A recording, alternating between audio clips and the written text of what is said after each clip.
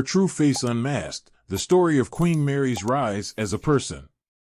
On May 4, 2004, the wedding took place.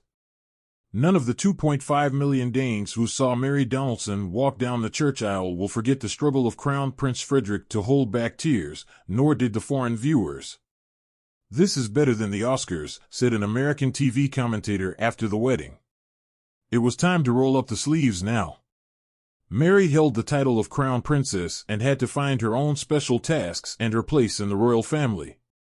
However, her initial patronages, which she took upon herself, soon created a somewhat unsuccessful reputation for her at first. Crown Princess Mary immersed herself in the world of Danish fashion, where she became the patron of the Copenhagen International Fashion Fair and the Nest of Designers. On the covers of newspapers and weekly magazines, she could often be seen in the front rows of fashion shows. For many Danes, the world of fashion was a distant industry. Choosing a brand proved problematic in the first few years. People started calling her the fashion princess, says Lars Heikki Sorensen, a historian and royal expert. This was not a nickname that could be stylized. Fashion was too narrow, superficial, and elitist, explains Lars Hoff Sorensen. Something else had to influence her, and that happened a few years later in 2007 when the Mary Foundation was established, aiming for the well-being of children and young people, including combating bullying and loneliness. Later, she began addressing issues of human rights and women's equality, with a focus also on LGBTQ conditions. According to the expert, this gave her new freedom of action and greater weight as an advocate for these special causes. She excelled here. One can see the real Mary in many ways, says the photographer, because in an African village, residents are not aware of rules and etiquette when the crown princess arrives. They stand very close to her, stroke her cheek, touch her hair, and hand her a child, and you can say that she likes it. Young women often tell poignant stories, and several times, Crown Princess Mary had tears in her eyes or had to interrupt interviews because she was so touched. Mary is the first queen of Denmark born in society in many hundreds of years, but scenes like those in Africa indicate that it was an appropriate time for a future bourgeois queen to appear in the Danish royal family, says the expert. Today, the population increasingly expects members of the royal family to show more of their human side behind the facade, he explains. So the fact that Mary is bourgeois was a huge advantage because she is more natural and informal. According to him, this way, she can really better fulfill the role that is characteristic of members of the royal family today. But Mary also has a professional side, says photographer Han Giel. Crown Princess Mary is a hard worker. This is agreed upon by almost all royal experts. She herself said that she writes almost all of her speeches, thinks about every word, and practices them over and over again, unlike her husband whose speeches are often written for him.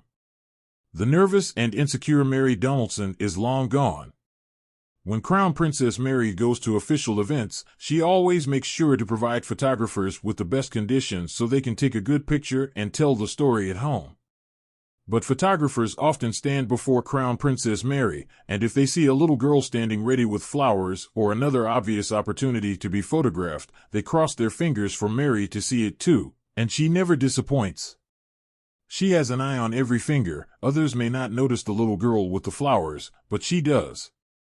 Mary is always well informed about photographers.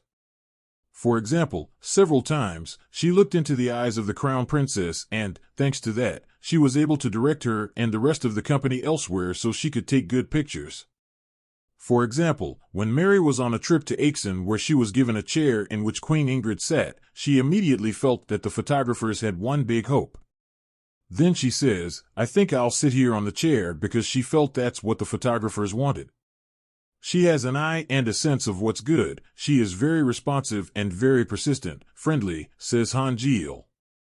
The routine and confidence of Crown Princess Mary could really be felt when she gave a speech at Frederick's 50th birthday celebration in May 2018 in front of guests and Danish television viewers.